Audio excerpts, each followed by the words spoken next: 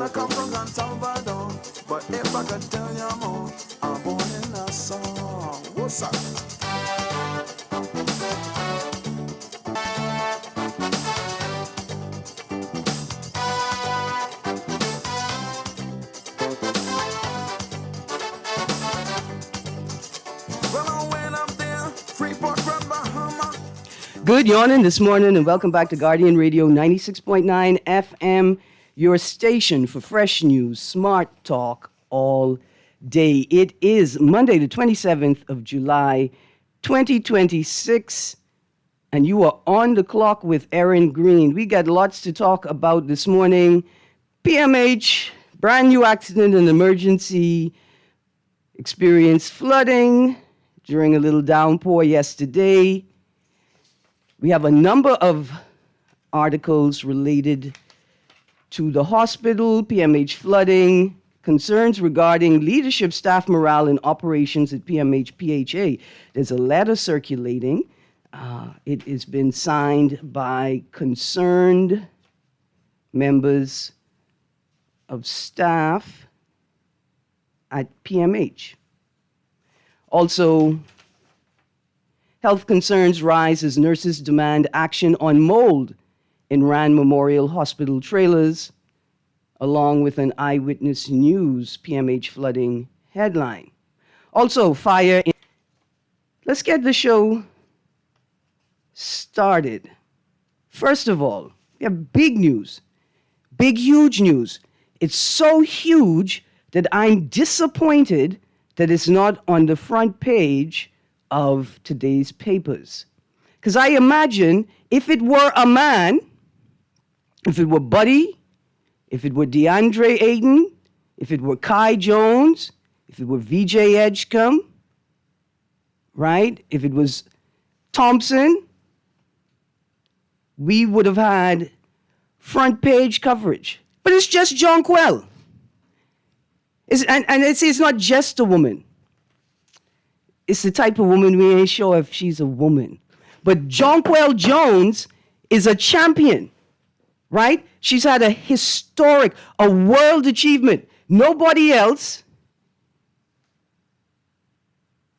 as far as I could tell with my research, I don't think anybody else in the WA has won all 4 MVP honors.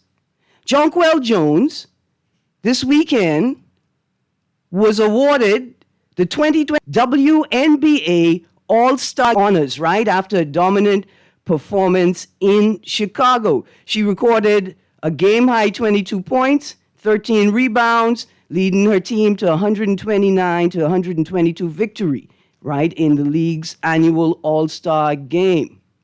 With the honor, Jones becomes the first player in WNBA history and Bahamian NBA history, right? Because ain't no Bahamian man in the NBA ever did this. So now, Jonquel Jones has won the league MVP, the WNBA Finals MVP, the Commissioner's Cup MVP, and the All-Star Game MVP. She is the best. Ain't nobody else in the world has achieved this. And no other NBA player, because you just put the W there to say this is the women's side of the league, you know. No other NBA player has ever achieved this. Her face and story supposed to be on the front page of all the papers. Every little hinky-jinky social media website purporting to be a legitimate media company, but really you just a political mouthpiece. Jonquel Jones is the only story also. And now all I want to know is, what we naming after her? She gonna get a highway? She gonna get a road? She gonna get a building? Her name on a building? The honor being commensurate with how we honor those we consider national heroes? This ain't no, I so excited for Jonquel. If you pick up today's Nassau Guardian, you could see what I'm talking about. In the sports section, Jonquel is the MVP. Bahamian Star completes a list of top individual awards. Don't get no better than that. Jonquel, we proud of you. We're proud of you. Some people just don't know how to display and express that pride properly. But we proud of you. Producer, let's go to the phone line and get the show started. Good morning, caller. Let's go to the phone line. Good morning. Turn your radio down. Ms. Greene, how you doing? Good, thank you. How you do? Right, okay. To me, right, the building thing, that's a bad idea. Okay. We don't treat buildings good. Okay. The rubble. Yeah. Roads, we really done the road thing to death. I think the roads, the bridge, we can't do the bridge because we really named the bridge after someone else. Mm-hmm. What about what about the old bridge? We could rename the old bridge. The old bridge, but that big crocker need there? We can't do that. Okay. I have a better proposal, right? Uh-huh. We need a holiday in November to break the span between October and Christmas. Yeah, that's something. What if we have a day off in November in honor of? See, they're going to do one day. But if we call it a National Sports Hero Day, right? Then every year we have a public poll to select the next athlete to be honored. We could call it a National Sports something public holiday. And we honor her for the inaugural holiday, and then we select other sporting champions to be honored on that day. What about that? That's a great idea. That's why he's the smartest one of all us, Ms. Greene. No, man, but we just trying to think. We're just trying to think. But all right, have a good day now. I agree with you. The memorial, right, the commemoration must be authentic. You can't put a name on the building you could just let crack up. You can't put a name on a road you're not going to pay any attention to. But I have an idea. So here's a second set of stories that I was looking at over the weekend. It's following policy over uniform changes.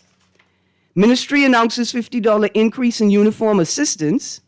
School renovations underway ahead of academic new year. And this one right here. Fox Foundation pledged to have a brand new gymnasium. Now, I was about to say, perhaps we could name the new R.M. Bailey Gymnasium after Jonquel Jones. Maybe we could do that, right? But then I had to ask myself, what of the pools that the Fox Foundation committed to building in a number of government schools? And a little birdie told me that the school promised to government the pool promised to government high school has not been completed yet. Now, birds as eat rotten fruit, they get high. They drink fruit, eat fruit that's fermented. It's like they drunk. They could say anything. But this little birdie wears a blue jacket. So then I thought, well, maybe not. Maybe we won't name the R.M. Bailey, the new Inkwell Jones, because we don't know when it will be built. Good morning, caller. Greene, how are you? I'm good, thank you. How you doing? That pool at the government high school, that should be about 94 to 95% finished. That would be, I guarantee you, from listening to the contractor, that would be open for the new school term. The pool. I'm sure of that. Yeah, we started talking about the pool like 3 years into the old administration. I don't think it'd take that long to build, because it's not even a regulation size pool, you know. It's not even the competition sanction size pool, which is 50 meters. It's a training pool. It's a teaching pool. Yeah, it's a learn how to kick, it's a learn how to paddle and kick pool. Yeah. Right? And so it don't take that long to build a learn how to paddle and kick pool. But it's never too late to continue doing the right thing. I get you. You're talking about something we can name after John 12 Jones. Yes, sir. Yes, sir. We have the Kendall Isaac Gymnasium. I have never known of Sir Kendall Isaac playing basketball in my life. I knew I knew he used to play tennis. I never hear him play. Just if you don't mind, stick a pin. I don't want you to go anywhere. So last week I was putting together a number of stories and articles around cooperatives, right? Because this story about more people having to take on a side hustle is ridiculous. If you provide the proper context for the conversation, you realize that we're having like a ridiculous conversation, because the new phenomenon is not that people need a side hustle. The new phenomenon is that people is the 9-to-5 job, the idea that people in the Bahamas could survive on one single income, right, from a 9-to-5 job.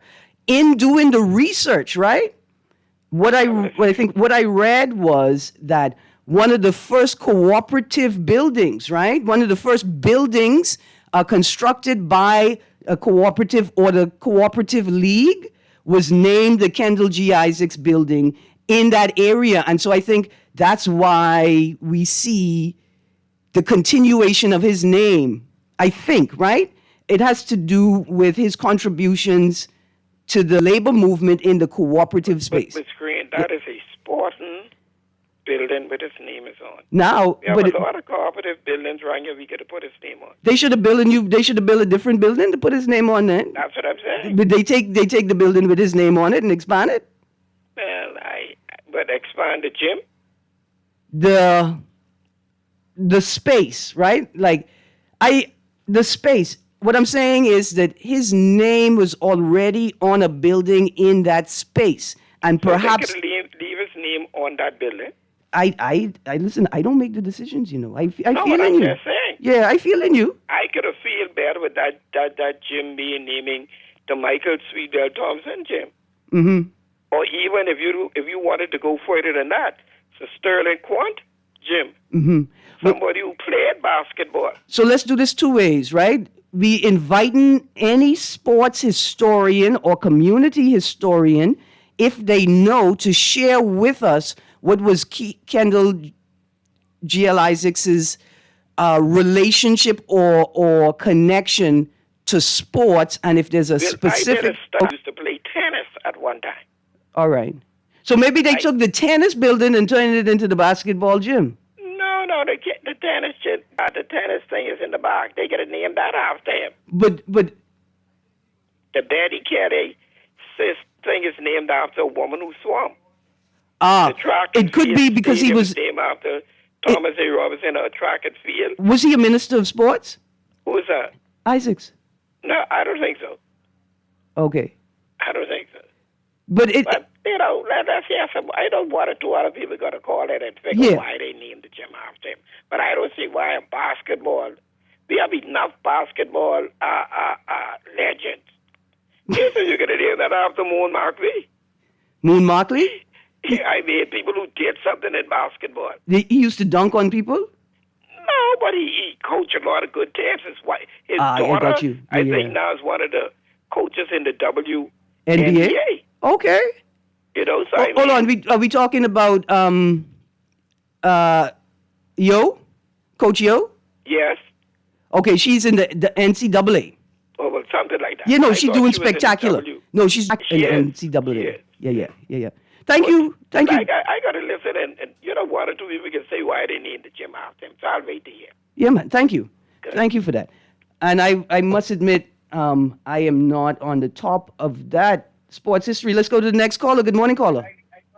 Yeah, I won't tell him why they named it after that. Please tell me. What happened is that the money was donated. The money was donated to the PLP under the PLP administration. Okay. And they never built the gym. Okay. And when Hubert came in, Hubert explained it. All right. Okay. And he take the money and build the gym. Okay. All right. And because at that time, I think Isaacs recommended that Hubert them lead the party. I think Hubert them name it after him because of that.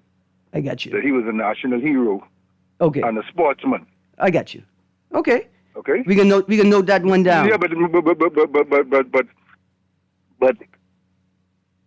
Clarence A. Bain building. They break that down, and we don't have no place for road traffic. Mm-hmm. And road traffic make more money than any other government department. Mm-hmm. Make plenty, eh?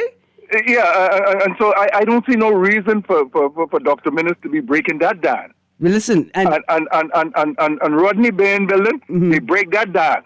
Mm-hmm. But nobody would ask this question: what building the forensic lab in?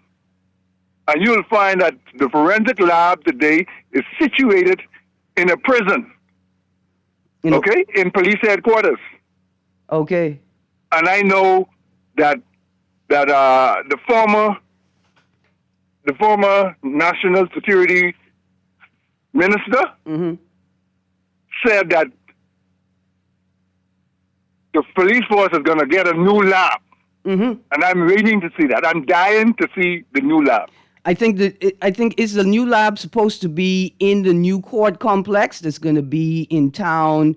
Is it between Frederick and Charlotte, or between Parliament?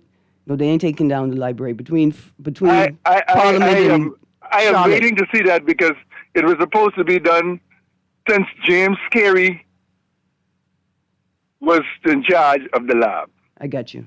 Thank you, sir. Okay, right. Thank you. Now, listen, now I could give the charge. Everybody in this country has some information that is valuable to the country, to the whole, to the collective. See, here's what the problem is. The problem is you may not realize the value because you cannot identify to whom it benefits, right? Who the information benefits.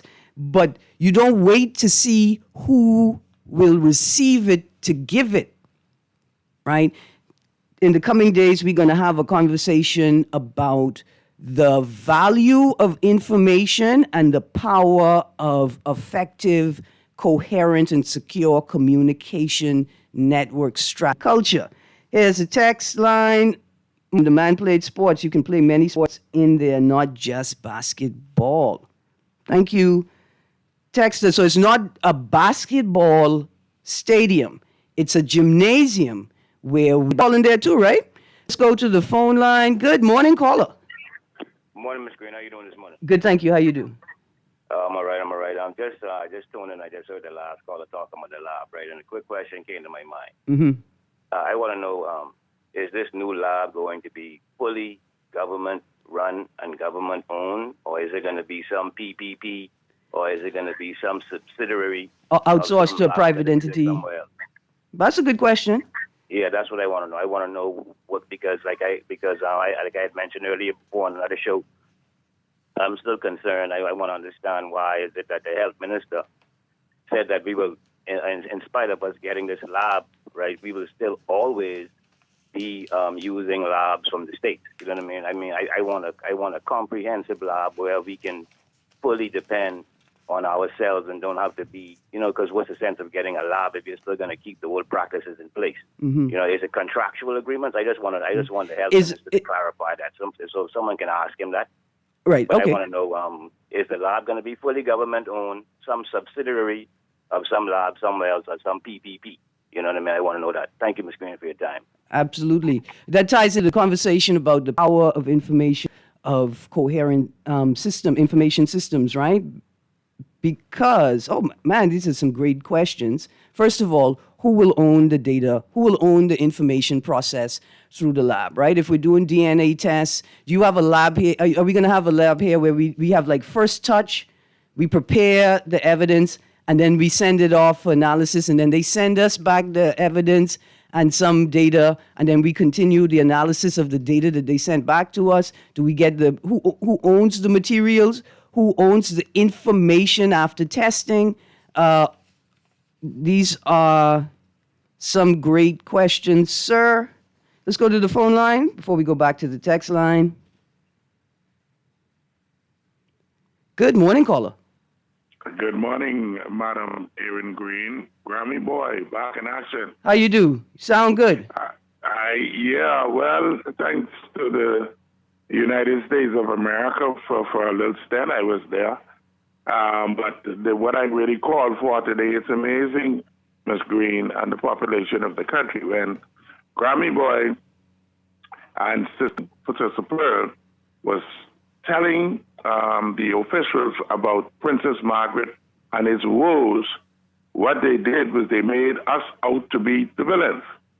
You understand? And it's sad because we pointed out some flaws, and instead of they get to working with the flaws, they basically secretively banned me from going to PMH. Mr. Johnson, let's be careful. I don't want you to say anything that may prejudice your access to vital health care in the future. Now, Madam Greene, I need to tell you what they did to me. But listen, But so let me start here. Are you saying that a number of people are stating that they feel as if their access to health care has been prejudiced or limited due to the fact that they are vocal advocates for issues that they see arising in the public healthcare system? Yes. You know how we go as Bahamians. If somebody tells something that may not be true about Ms. Greene, then the court of public opinion could possibly look at Ms. Greene with jaundice, delay coming, or whatever the case may be. And it's a very dangerous precedent to set. You understand? And it's really amazing. And all we wanted to do was point out the woes in that hospital. I guess they thought they could have put a Band-Aid on all of those woes, but you see what's happening. God is good, because everything is voicing open and everything we've been saying. You understand? We need to break that hospital down like it was condemned in 1993 by then Prime Minister Hubert Ingram and rebuild another one. We need a brand new hospital. That place is condemned. Okay, so let me say this, right? We can't just break it down. We have to wait until the new specialty hospital is operational before we can shut PMH down for demolition and reconstruction, right? Well, yes, I am agreeing with you to a certain extent. You have to find. Okay. Then we know from the public communications from the Minister of Health and from the U.S. ambassador, right? The U.S. ambassador's commentary has prompted the Minister of Health to say things like, we've actually had this conversation with the U.S. for a considerable amount of time, and we were not satisfied with the terms that they were offering, or we were not satisfied with what they say they could facilitate, and so we are opting to work with China. But what was indicated in there is that this sort of back and forth negotiation with the U.S. and their offer to facilitate, right, the construction of a new hospital is that has taken a number of years to do. So it could be that the same government understands the condition of PMH, right?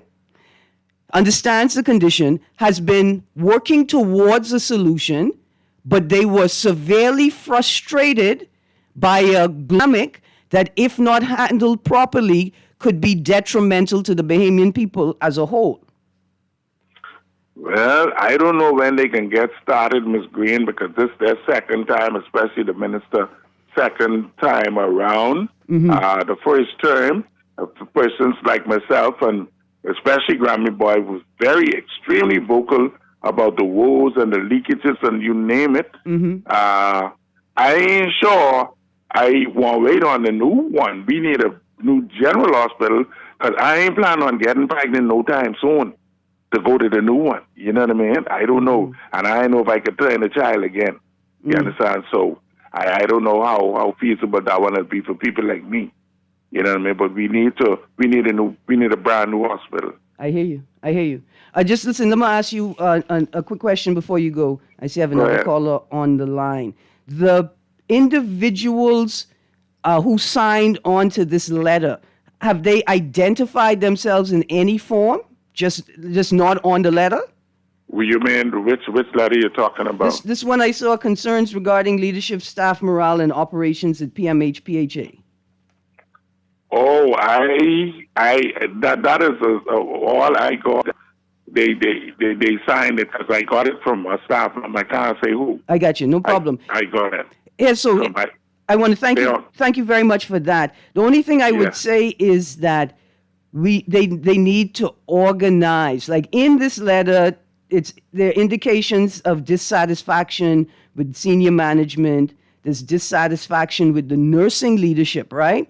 But all I could say is these individuals need to form an organization. The individuals may not need to be visible, but the organization needs to be formalized and visible for their engagement and advocacy to be more effective. I totally agree with you, Ms. Greene, but you see what happened to Grammy Boy, and I'm a patient. You see what happened to Ann Pearl? Yeah, no, okay, then. That's why these people are scared to do certain things. Well, listen, what we do is we pray that in the moment of need, when necessary, that the staff at the hospital know how to do what they ought to do when they ought to do it. That's what we have to pray for. Yeah, I agree for taking my call. Absolutely. Producer, let's prep that next caller. That story comes after this headline: thunderstorms caused flooding at PMH accident and emergency. Yesterday, the brand new accident and emergency. Good morning. Yes, good morning, Ms. Greene. Good morning. How you do? First, I'd like to say it's good to hear from my schoolmate, Grammy Boy. I almost tell him I had almost to go ask Craig and his buddy used to run the long distance, the tall one, about his whereabouts because me and Noddy he was concerned. But it's good to hear, Grammy Boy.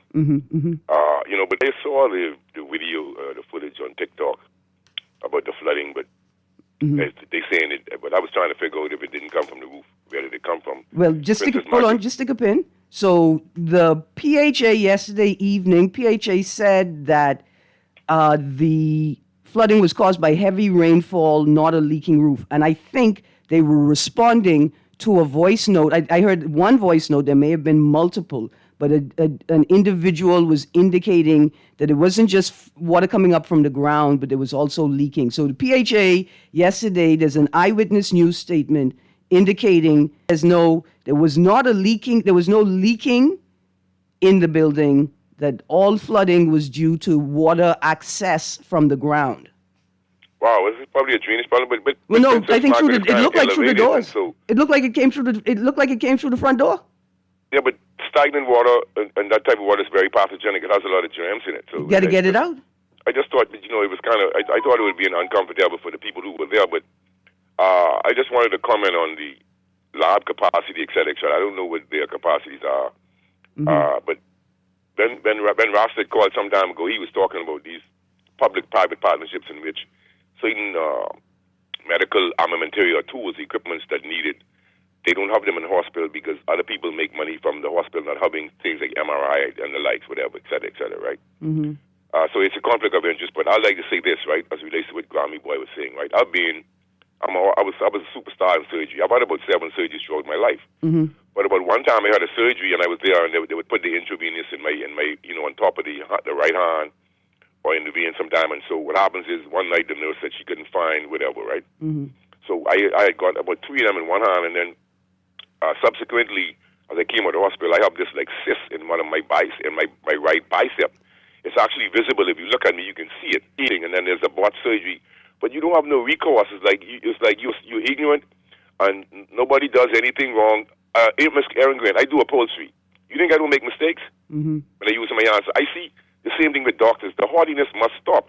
What I'm saying is there are incidents in which even with my last hernia surgery, there's a. I didn't want to talk about it. I'm just saying maybe it do, but as it relates to the lab capacity. Okay, so let me just frame that out. So one of the questions we have is what recourse or what options are available for patients that are not satisfied with their care or treatment? What recourse do they have outside of the office of the patient's advocate? Do we have malpractice insurance in the country? Is there an official office that registers patient complaints? And what is the mechanism? Are there lawyers?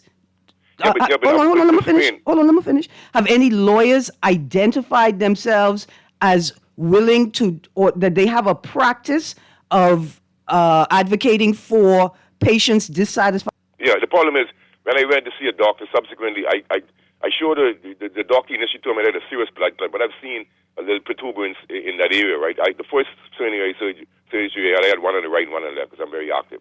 You can actually see the first one went fine, but what I'm saying is, for me, it's like I don't have any recourse, because for me, I think the doctors they doing their best, but they are overwhelmed because I was the last person they called for the surgery. Like I didn't because I remember at the end of the shift. I was the last person they called, but then he told me something, but my body is saying something else, and I can actually feel that there's still a problem. But I just wanted to comment on the lab. The lab is needed because don't forget they want to implement marijuana and they want to implement systems where they could check the ingredients and toxicity of things coming into the country. Mm-hmm. So gas gas chromatography, mass spectrometry is not the only one. They have infrared spectroscopy or whatever, and they have other forms like nuclear magnetic resonance and all these different things.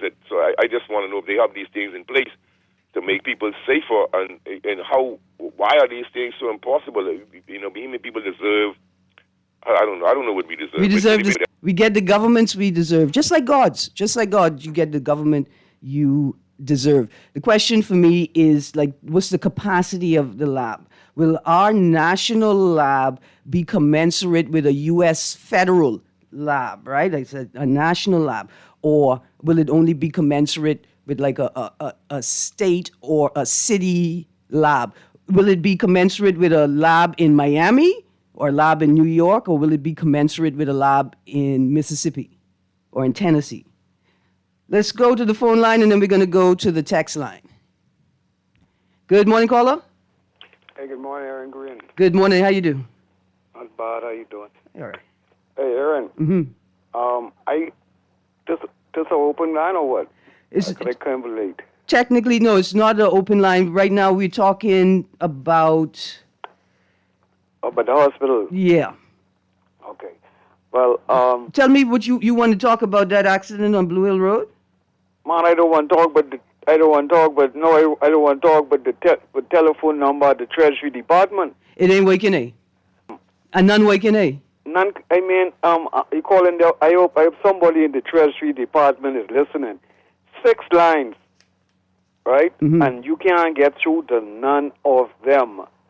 Yeah. Now, they have some serious business going on in the Bahamas Public Treasury because all of the lines listed, all they do is ring to eternity. Mm-hmm. So when I started Guardian with Lester Cox, I used to make the point. I used to call government offices and be so upset. I called the Secretary to the Cabinet, you know. I called the Secretary to the Cabinet to ask if they have a working number. Because every ministry and agency, they got to be accessible by the Secretary of the Cabinet, right? Yeah. To indicate to them that something is wrong with the phone line to the point where everybody in the office know my name. Yes. And the thing about it, right? Mm-hmm. All of these places have receptionists, desk, and receptionist workers to answer phone. All of these government departments in ministry, but before the phones, them don't work. So another thing I pointed out was that at that time, so we're talking about 9 years ago, a little bit over that, 10 years ago, I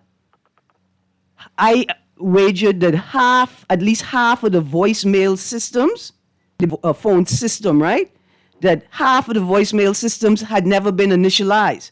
So when you call and you transfer it to somebody, and nobody picks up and you get a voice message, if it has been initialized, if you could leave a voice message, the recording doesn't tell you who you've been transferred to. Yeah, so sad. But Erin, Mm-hmm. the hospital, right? Mm-hmm. We ever knew who was the contractor for the hospital. I hope it ain't the same contractor with the roof fall off RMLA, where the trust right? collapse. Yeah. Yeah, I hope so too. And I hope it ain't the contractor would build those buildings on Thompson Boulevard, right? Uh-huh. Those national security buildings, them and thing, Uh-huh. right? I hope it ain't them because if it's any one of them. Don't say no more. Don't say no more. The right. joke has written itself. Yeah. The joke has written itself. First, Have a nice day. yes, sir. First things first. You see Clarence A. Bain building? See, let me tell you all how your ineptitude, your inability to move at the pace of your own policies, and your dysfunctional governance impacts people in their heart. My mother used to work at Clarence A. Bain building, right? She used to work there. And whenever he's getting out of line, my housekeeper used to say, look here, I will pinch you so hard, your mommy will hear you crying from Clarence A. Bain building. Right? Like, that was a real place. And then I used to go, by the time she's transferred, I could go to get my driver's license and thing. It was a real place. And now it's just bush. Now, that was it's just debris. It ain't even an empty lot. It looked like what the old people say, under tobacco d'avant. It looked horrible, and it hurts. It hurts to see it in that dilapidated state. It hurts even more that, like, you got homeless people, unhoused people who have to move from the Family Islands to New Providence for they can't find no to live. Every day, one of these days, I'm gonna have the Contractors Association in so we could discover why it costs so much to build anything in this country. I don't think you feel the weight of it because you have more dollars than cents. Let's go to the text line. We're going to start at the beginning. It said, give her the women's hospital. Okay. The hospital is not just for women. Let's start there. We know that, right? We know that the hospital is not just for women, but it does have a special focus on women and maternity. Maternity is really the big thing. Maternity. And I've noticed that in all of this conversation, nobody but me one, has asked the question of why. I said to anybody or out loud, why the focus on specialty maternity? Because I think there's an answer. And the answer is, if you think the PMH is in a state of horribleness, what you think about the maternity ward? What you think about the maternity ward? But of course, the new hospital is not just for women. And that people got a couple texts suggesting that, stating it plainly. Here's another text. Good day. And name the old bridge, the Brave Davis Laziest Town Bridge. Name it after the PM that did nothing around. Name the blind school after Julian the caller. Listen, Julian, don't take this on. The boy say, who has no vision? The boy have plenty vision, man. The boy have plenty vision. You just don't like what he's seeing. Sometimes I don't like it either, but he could see. And that's what's most important. He could see.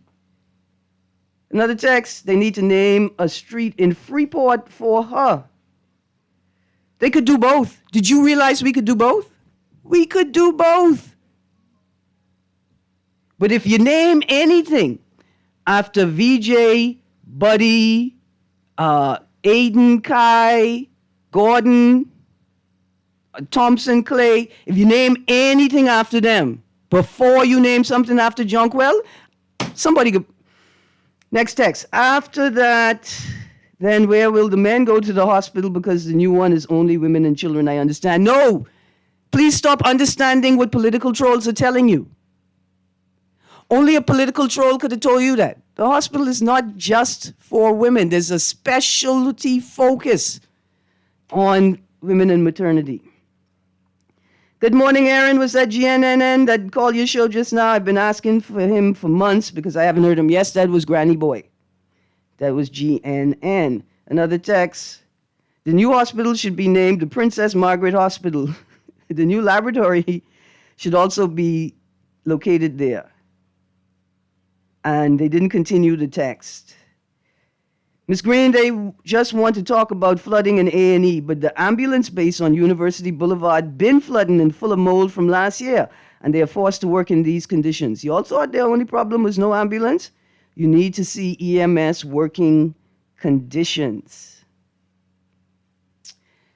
Yes, we do. Producer, take us to a break, please. When we get back from the break, I want to know, did anybody see the footage released this weekend, Sunday morning, purporting to be an accident that took place this weekend on Blue Hill Road? It was definitely an accident.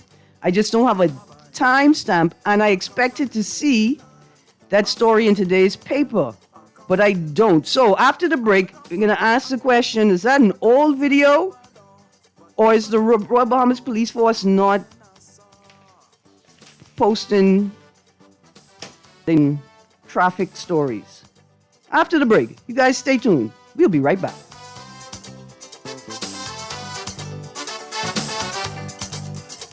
Now people come up here from Inagua.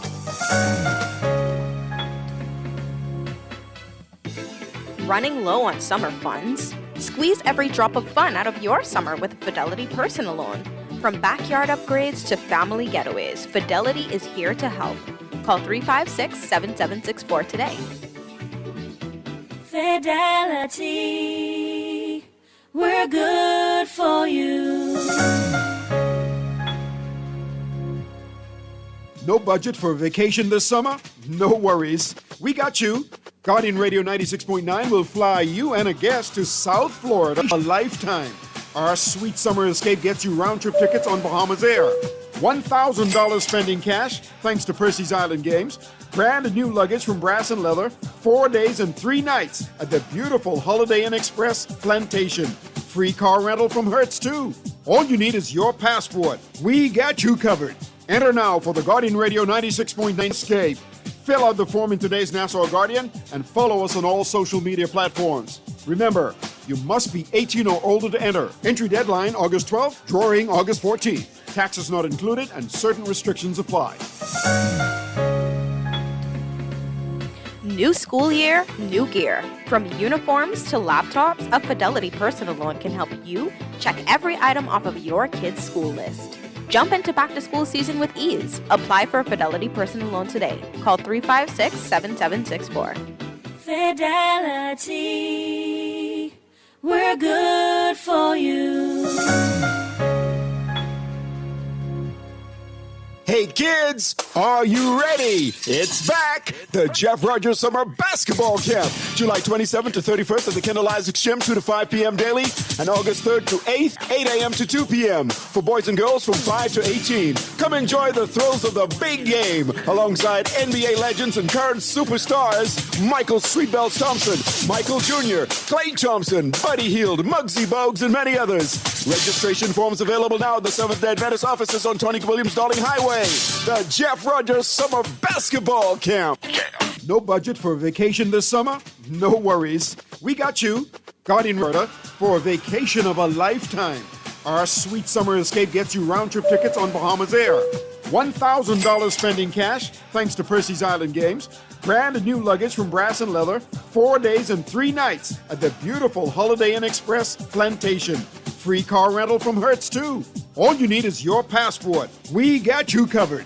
Enter now for the Guardian Radio 96.9 Sweet Summer Escape. Fill out the form in today's Nassau Guardian and follow us on all social media platforms. Remember, you must be 18 or older to enter. Entry deadline August 12th, drawing August 14th. Taxes not included and certain restrictions apply. For fast, reliable, and impactful printing services, look no further. Let Printmasters bring your masterpiece to life.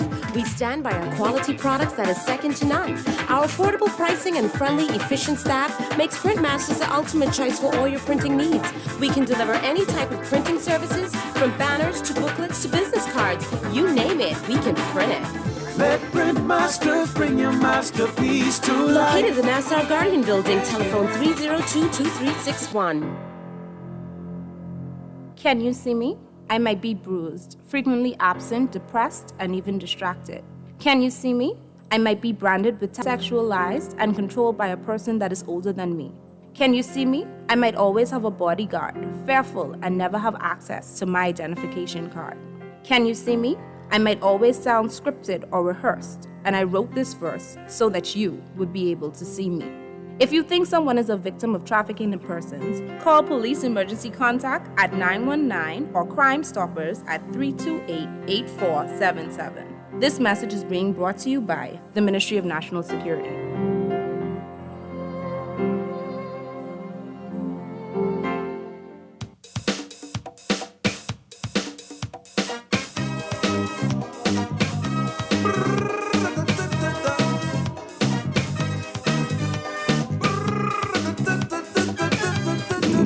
They're both Mexican now. But...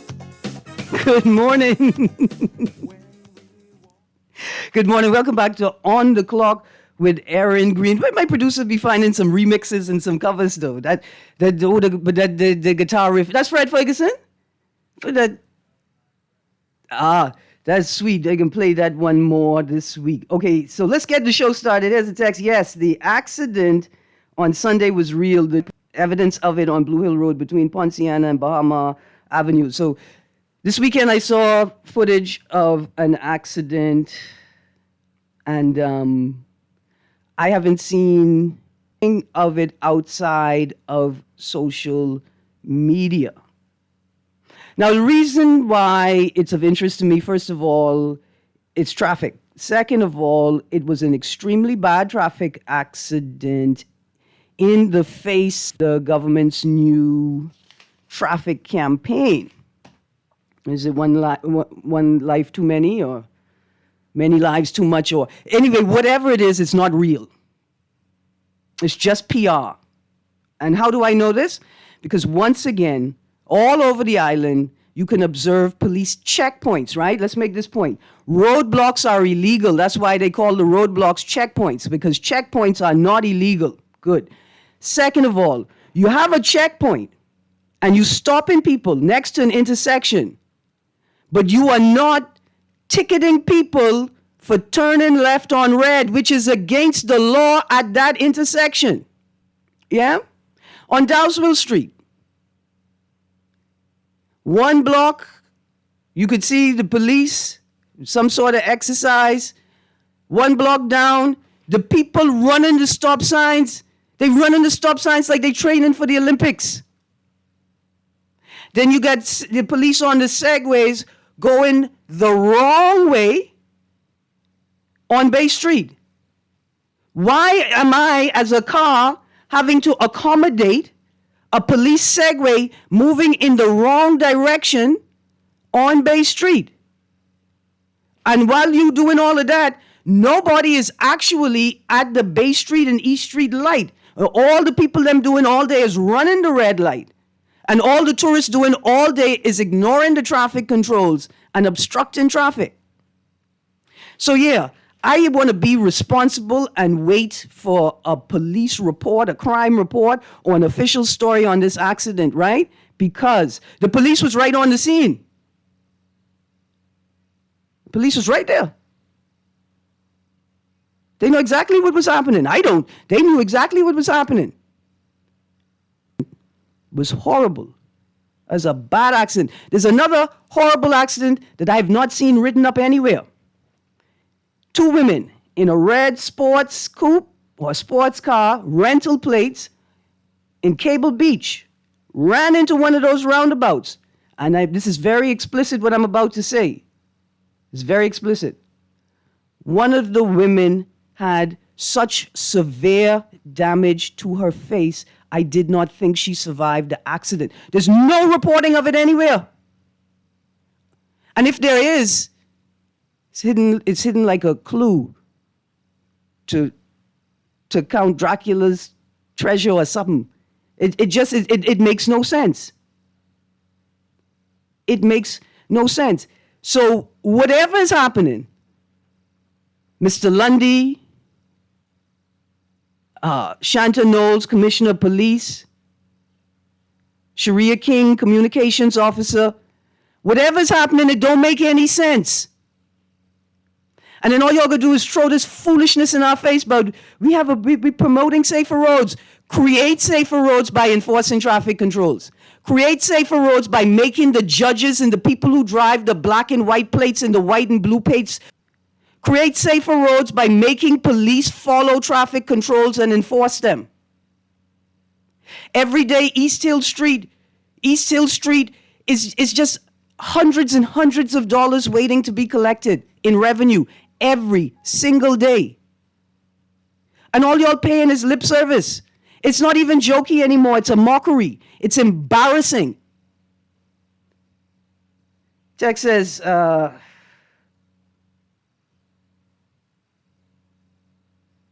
accident I'm talking about in the red rental was in Cable Beach, Texter. It was in Cable Beach. Texter says speed kills. No. Distracted driving kills. Drunk driving kills. Disregard for the traffic controls. That's what kills. Yes, speed is a factor, without a doubt. The speed makes it unlikely an accident from happening. But you have 1,075 people on the road every day, running stop signs in the face of oncoming traffic and dropping their speed to 7 miles an hour, and then trying to tell you you're at fault because you were speeding. I would like to go to Mars. I'm ready to go to Mars. I can try it. I want KB let me know who flying the plane though. So I ain't flying any old rinky-dinky plane to Mars. Because a country whose authorities refuse to acknowledge the importance of enforcing traffic controls is not a country. It's a plantation. And only slaves and slave masters live on plantations. And I ain't living there.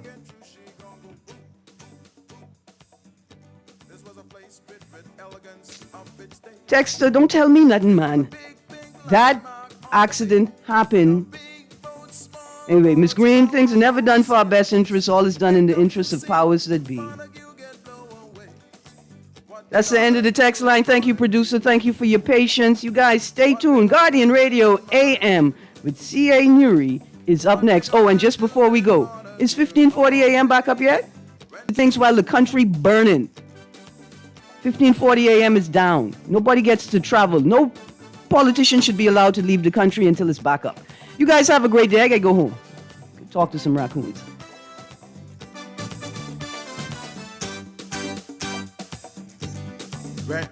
This is Guardian Radio 96.9 FM, streaming on GuardianTalkRadio.com and the Guardian Radio app, Nassau, Bahamas.